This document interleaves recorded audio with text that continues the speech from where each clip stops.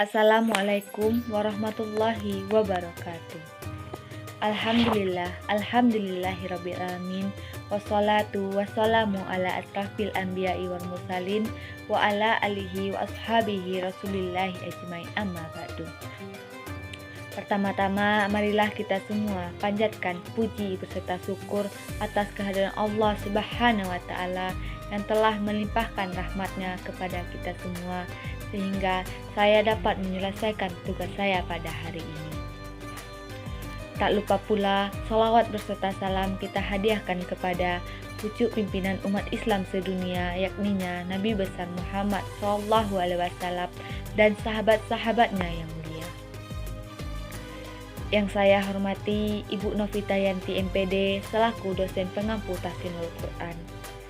Baiklah, perkenalkan, nama saya Putri Rahmadani, NIM 2305020026 dari Prodi PKMI. Di sini saya akan menyampaikan poin-poin penting yang saya dapatkan dari jurnal yang berjudul Al-Quran dan Argensinya dalam Kehidupan Manusia. Al-Quran adalah wahyu dari Allah Subhanahu wa Ta'ala yang diturunkan kepada Nabi Muhammad SAW melalui malaikat Jibril. Dan Allah SAW menurunkan Al-Quran sebagai penyempurna dari kitab-kitab sebelumnya untuk memberi petunjuk kepada manusia dan untuk membedakan antara kebenaran dan orang-orang yang fasik. Secara etimologis, Al-Quran berasal dari kata qura'a, yaqra'u, qira'atan atau Quranan, artinya susunan dan kumpulan kata dan huruf yang teratur dari satu ayat ke ayat lainnya. Pada saat yang sama, para ulama berbeda pendapat tentang asal-usul Al-Quran. Namun, yang paling populer adalah Quran yang merupakan bentuk masdar dari qura'a, sehingga setiap orang memahami kata Al-Quran sebagai nama kitab suci. Allah Subhanahu wa Ta'ala menyebut kitab yang diberikan kepada Nabi Muhammad SAW dengan berbagai nama.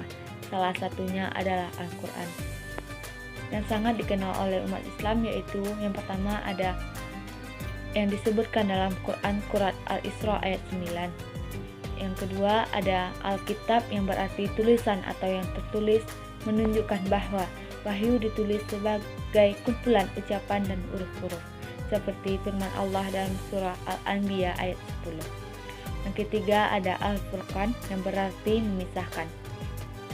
Petunjukan ini menunjukkan bahwa Al-Quran membedakan antara kebenaran dan kebohongan, seperti yang disebutkan dalam surah Al-Furqan ayat 1. Yang keempat ada Az-Zikir yang artinya peringatan.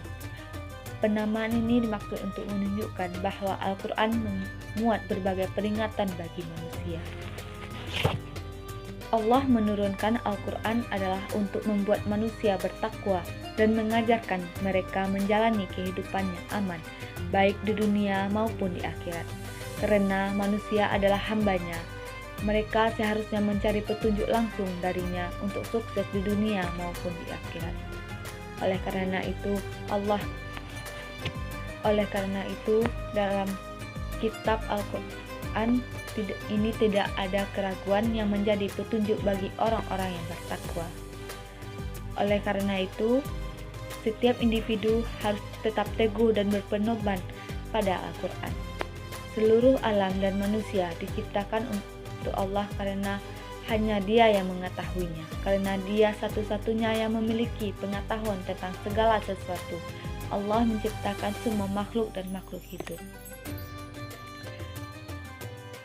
Fungsi Al-Quran.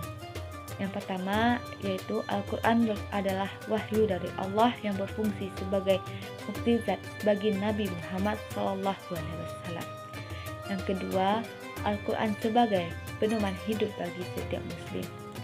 Yang ketiga, Al-Quran berfungsi sebagai korektor. Yang keempat, Al-Quran berfungsi sebagai wali kitab dari kitab sebelumnya.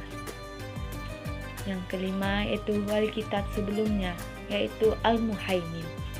Sekian analisis yang dapat saya sampaikan. Mudah-mudahan bermanfaat dan menjadi jalan kebaikan yang banyak untuk kita semua. Wassalamualaikum warahmatullahi wabarakatuh.